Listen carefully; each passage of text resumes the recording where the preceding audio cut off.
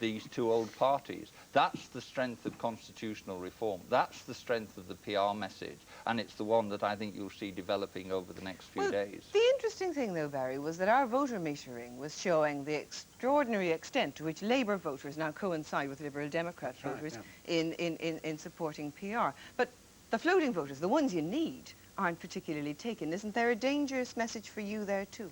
Not really. I mean, Labour, there has always been, within the Labour Party, because it's a radical party, a great deal of people in favour of constitutional reform, probably ahead of the leadership on that. But I think the more interesting thing about this evening's voter metering, because we've watched throughout this campaign, Paddy Ashdown talking almost exclusively about PR, and at the beginning, he got a much higher rating on the first couple of programmes than he's getting now.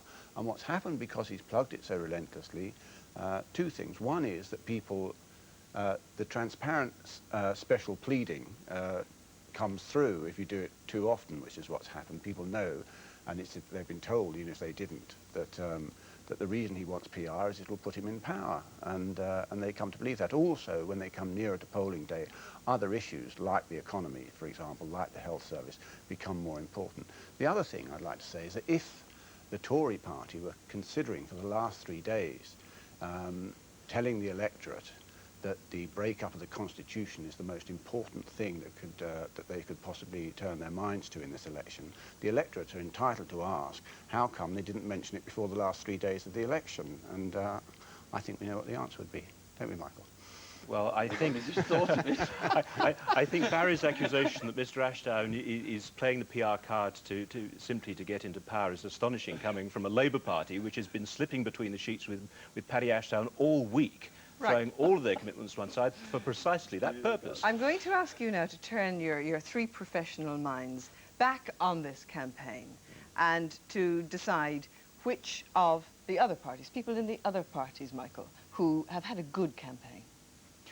Undoubtedly, Paddy Ashdown has had a good campaign, no doubting that. John Smith has had a good campaign for the Labour Party. I actually think that Barry's had a pretty good campaign for the Labour Party too. I think you have too. Okay, Michael. Barry, which of the others have had a good campaign? The others, could I say who's had a bad campaign? Is the Harris opinion polls, people, they've had a bad campaign. Paddy Ashdown's obviously had a good campaign. And the Tory whose campaign I admire most is definitely Brendan Bruce. Indeed. Tom, which of the others has a good campaign? Quickly. John Smith has had an outstanding campaign. Michael Heseltine has had one marvellous last hurrah. Okay. Well, we've reached the end of our vote race, and it's you who'll decide on Thursday who wins, or whether indeed there's going to be a photo finish. It's you, the voters, who've made this programme. The 150 of you that I spoke to were the ones who gave us the hot tips, the favourites, but more importantly, the dark horses.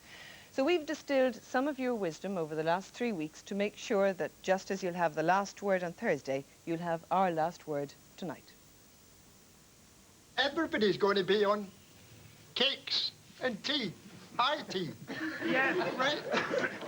Yes. I thought the use of the close-ups on the faces of the MPs, or the shadow MPs, was more frightening than... They looked as though they were actually...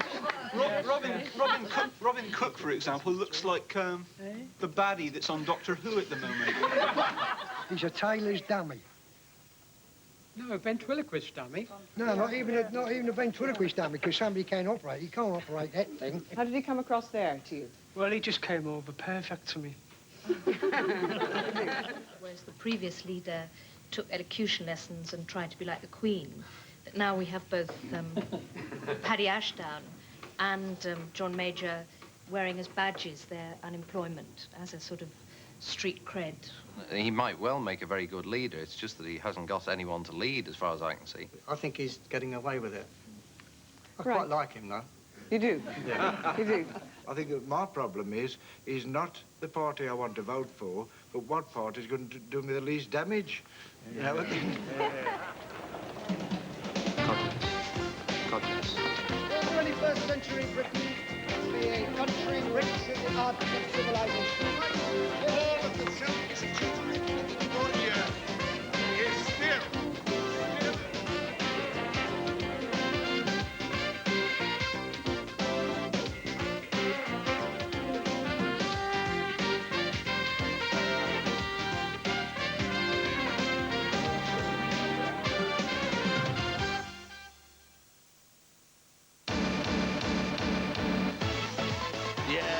What a man. Terrific stuff.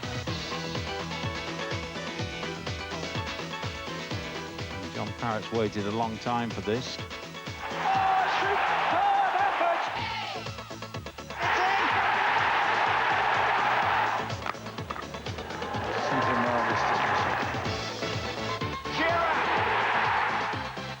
And they're away. That's it. That's it. He's done it. He's done it. Nigel Mansell wins the British Grand Prix.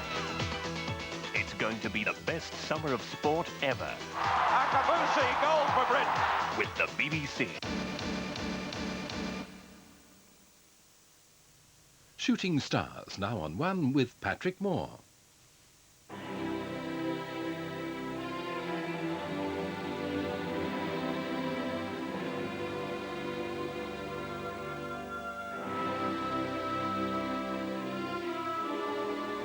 Good evening. More than 100 years ago, photography replaced the human eye for most branches of astronomy. In fact, today, there are very few professional astronomers who actually look through telescopes. Consider the great William Herschel telescope on La Palma. You can't look through that. Well, today, photography is itself being superseded by electronic devices. And there are some people who say that photography is on the way out. That certainly isn't true.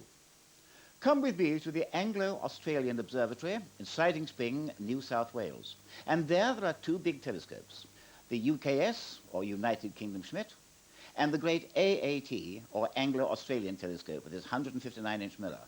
And the world's leading astronomical photographer, Dr. David Malin, uses these two telescopes to take colour photographs of celestial objects.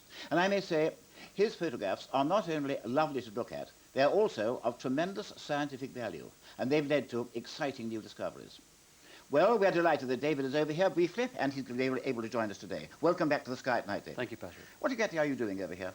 I'm giving a series of talks here and there, Patrick, based at around the Edinburgh Science Festival, but also professional talks in various venues around Britain. Well, you're celebrated for your colour photographs, but many people say that the sky is rather black and white to look at. It looks rather black and white, I agree. Certainly when you look through a telescope you don't see very much colour, but that's largely due to the human eye. The human eye is very poor at seeing colour when the light levels are low. But the colour is certainly there and you can extract it. Well, can you show us exactly how you do it? Well, you need rather specialised techniques to bring out the colour of the faintest astronomical objects. And what we prefer to do is to take 3 black and white plates and expose them through colour filters to rebuild the colour images later in the laboratory. This is a rather tedious way of making colour pictures, but it's very effective. And as you say, it brings out images that are scientifically useful as well. What about the Orion Nebula? That must be a good subject. Well, the Orion Nebula is terrific because it's so bright and so full of detail. And when we take a picture of it, though, it looks rather flat and featureless until we apply some special techniques to it. A technique called unsharp masking, for instance, which I've developed in Australia, brings out the finest detail, and you see this on this black and white photograph. But then, of course, we can apply that to colour photography as well and make a 3-colour image using those techniques of the Orion Nebula, which shows things that you can't see on any normal kind of picture. It certainly works. What exactly is unsharp masking? Unsharp masking is a rather elegant way of deriving very fine details, or obtaining very fine details, in pictures that don't at first show them. These details are real, but they're hidden in the high brightness and high density of the photographic plate. Well, you've shown us the main part of the Orion Nebula, but there's more to it than that. Yes, I found a rather interesting reflection nebula deep inside the Orion Nebula. In black and white, that shows itself as just a tangle of wispy nebula, gas and dust and so on. But as soon as you introduce colour, as soon as you make the colour picture, then the 3-dimensional nature of this object becomes obvious. And we begin to see relationships between the various parts of the picture that just aren't noticeable in black and white. Well, that is a bright nebula, but we have dark nebulae too. And, of course, you must have photographed the famous Horse's Head Nebula in Orion. Oh, the Horse's Head Nebula is a wonderful thing. It was, of course, was first discovered photographically. It's really too faint to be seen by eye. And we certainly photographed that, but once again we had to use 3 black and white exposures to build a colour image. And of course, with 3 pictures, you have a black and white that contains the blue light information, and here it is, seen in blue light. And then you take another picture at some other time in green light, and this is how this looks. And then you take a red light picture, and this is how it appears. And eventually you begin to combine these together, you add together the blue and the green, for instance, and finally you put in the red, and all of a sudden the picture bursts into life, and you can see all of the colours that are there. These colours are very subtle and very informative. And there's the horse head rather to the right of centre. It really does look like the head of a knight in chess, doesn't it? Indeed it does. It's lovely. An amazing thing, over 1,000 light years away. Yes. And let's go further afield now. What about some of these fainter things, these cometary globules, for example? Well, these photographic techniques, which don't use colour film, are capable of revealing the very faintest things. And some of the most interesting and faint objects are so-called cometary globules. These are blobs of dust which are illuminated by stars not too far away from them. And so far, they've only been photographed in black and white. And you see an image of one here. They look rather weird objects. They do indeed. But as soon as you're able to introduce the colour element into them, you begin to see things that are quite unexpected. For instance, there's a red glow here due to hydrogen being released by starlight pressuring this cometary globule, and then there's a long blue tail dragging off the back part of it. This is dust being blasted away by starlight. And the whole thing looks as though it's about to devour a spiral galaxy. Of course, the galaxy itself is billions of light years away, whereas the dust globule is perhaps a few hundred. Well, the globule is fairly near at hand. But I remember way back in 1987, a supernova burst out in the large cloud of Magellan, 169,000 light years away, and became very bright with the naked eye. I flew down to South Africa to have a look at it. Well, that's the relic of an exploding star, and I imagine that interested you very much. It certainly changed the lives of astronomers in the southern hemisphere for 2 or 3 years, because, as you say, it was the first naked eye supernova. It was a really exciting event, visible in the Large Magellanic Cloud. I was able to pop out and have a look at it down my street and see it at the bottom of my road. It was wonderful. Well, after the explosion was over, we had these curious reflection rings. I think you've got some lovely photographs of those. Yes, the supernova, of course, was very bright, rather like a flashbulb going off in the Large Magellanic Cloud, and a sphere of light spread out from the supernova and is now encountering sheets of dust between ourselves and the supernova and being reflected by it. And those reflections are, in fact, the light echo of the supernova. And once again, you need some rather special ways of revealing those images. This is a negative picture of the field of view of the supernova before it exploded in this photograph was taken in 1984. The supernova, of course, went off in 87. And right in the middle of the field of view, you see the star that was to become supernova. Now the supernova has exploded and faded away, and now if we look at the same field of view, you can see just superimposed on this 2 very faint circles of light. But of course, because we have a picture before and after the supernova, we can subtract one from the other and reveal the true image of the light echo. This is photography is the only real way to explore the structure of this fascinating phenomenon. It shows the existence of these sheets of dust, and of course the sheets of dust are quite capable of reflecting all of the light from the supernova, including its colour, and so we're able to rebuild a colour picture. And the other fascinating thing about the light echo is that it's slowly expanding, and as it does, we're able to see more and more of the morphology, the shape of the distribution of the dust between the stars. What does the supernova itself look like now? The supernova is very faint now, well below naked eye visibility, at magnitude 17, and it's the red blob between the 2 bright stars on the left-hand side of this picture. It is now almost becoming a supernova remnant, a nebula. In fact, on this picture, that red image is slightly elongated, and it is truly resolved. No pulsar yet? No sign of a pulsar. There may be one in there, but its radiation isn't able yet to penetrate the expanding supernova remnant. Well, watch this space. Yes, let's go further afield now and look at some curious galaxies. What about the antennae? The antennae are a really beautiful group of galaxies, or a pair of galaxies, which are interacting. And this interaction is throwing off a very long stream of stars, in fact 2 curved streams of stars, which give these objects their curious name. But my interest is not in the very faint streamers, it's in the 2 galaxies which are interacting. They're 2 spiral galaxies slowly coming together. And on black and white photographs, you can see structure within those spiral galaxies, which tells you a good deal about how that interaction is proceeding. But again, when we take 3 black and whites and make the colour picture, all of a sudden, a vast amount of new information begins to appear. We can see pink star-forming regions, for instance, the tiny pink blobs you see in this photograph. We can see streams of bluish stars, which are clearly new stars formed by this strong interaction. We can also see traces of dust left over from the interaction of these 2 spiral galaxies. I said that your photographs are not only lovely to look at, but also were of tremendous scientific value, and they have led to new discoveries. For example, you've discovered the galaxy now known as Malin 1, which is actually the most massive galaxy known, and about 1,000 times as massive as our Milky Way galaxy. Yes, well, those are spectacular numbers, but it isn't at all a spectacular galaxy, Patrick. The arrow on this photograph points to its nucleus, and very little else can be seen there until you apply photographic amplification techniques. And then you begin to see a very faint fuzz around that nucleus. And that is this galaxy that you mentioned, this huge galaxy. The interesting thing about it is that it's a proto-galaxy, or at least we think it is. It's a galaxy that's just beginning to turn a huge cloud of hydrogen into stars. And that's very unusual because almost all the galaxies we know are very ancient things indeed.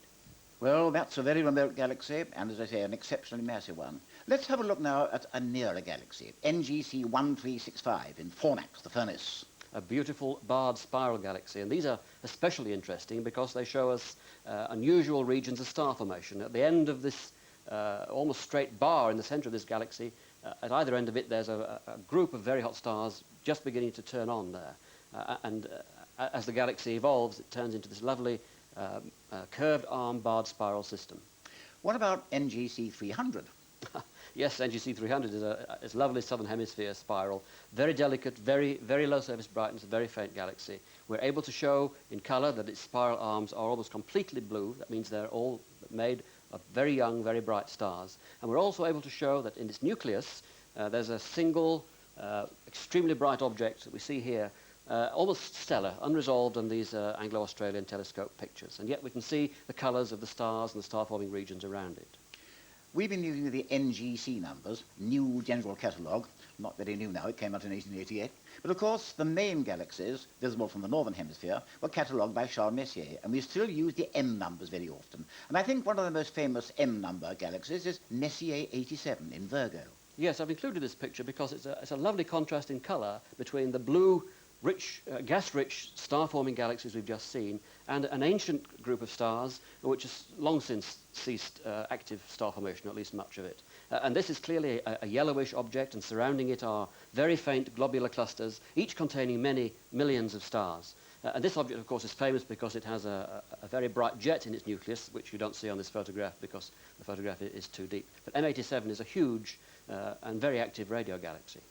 Well, we have galaxies of all kinds, have spirals and barred spirals and irregulars, and of course we do have starburst galaxies, where new stars are being formed at a furious rate. The range of galaxies, of course, reflects the enormous range of masses that they cover. But I have a picture of a new picture of a galaxy, an irregular galaxy, NGC 1313, which is a typical starburst galaxy. It looks as though the stars have popped off in sporadic clouds all over the galaxy's surface. And that's exactly what has happened, this sporadic star formation occurring here. At first we thought this was an interacting galaxy, but radio observations show that the gas distributed throughout it is distributed in a very regular sort of way. So something has triggered star formation across this galaxy. In Australia, you do have one tremendous advantage over us. You can see the far southern stars, which is exceptionally interesting. I remember when I first went down there, I had a look at 30 Doradus, the Tarantula Nebula, and it really does look like a tarantula in the large cloud of Magellan. Yes, well, you can see this, of course, with the unaided eye, and with a good telescope under very good conditions, you can see the central so-called star is in fact a very large but compact cluster. This is a very curious object because it was originally thought to be composed of a single star that had a mass about 1,000 times that of the Sun. Such masses can't exist, they can't survive for long, and recently it's been resolved and shown that this group of stars is in fact a group of perhaps 10 or 12 extremely massive and active stars, but they're separate individuals. The lovely thing about it, though, is that you can see this object with the unaided eye, even though it's 170,000 light years away. It's an incredible thing. Of course, the large cloud does contain objects of all kinds, including globular clusters, but we have globular clusters in our own galaxy, too. Yes, I've recently been taking some pictures of globular clusters. At long last, I've solved the problem of showing the colours of the stars in globular clusters. That's amazing. When I first got into astronomy, everybody said, well, globular clusters contain red giant stars and there are a few blue stars as well, but I was never able to see them on colour pictures. Now, this picture is of Messier 5, the central region of Messier 5, but you can just see the very subtle shades of blue and yellow of the central stars in this object. Well, Messier 5 in Serpents is easily visible from here because the two best globular clusters, Omega Centauri and 47 Tucani, are not. They are too far south for us. And of the two, you know, I always think that 47 Tucani is the more spectacular. It is the most spectacular. It has this very compact nucleus, and of course interesting things are going on in there. There are pulsars being formed, for instance, which is a great surprise to astronomers because globular clusters are very ancient objects, and pulsars you expect to find as remnants of relatively young stars that have exploded as supernovae. And what seems to be happening here is that the concentration of stars in this object is so great that they're interacting with one another and spinning each other up into pulsars. Let's have a look now at something rather more gentle. A nice reflection nebula, NGC 6188. The colours of these things are absolutely beautiful. I really enjoy making these pictures because when you produce them, of course, nobody's seen this colour before. This is the first time that colour image has been made. And this one shows a lovely blue reflection nebula, starlight scattered from dust, surrounded by a region of emission. And together these colours merge and produce a most beautiful and satisfying image. You know, a long time ago, must be over 30 years ago now, my old friend Bart Bok joined me in this programme to talk about very young stars. Sadly, of course, he's now died. But it was Bart Bok who first drew attention to these strange dark masses now known as Bok globules.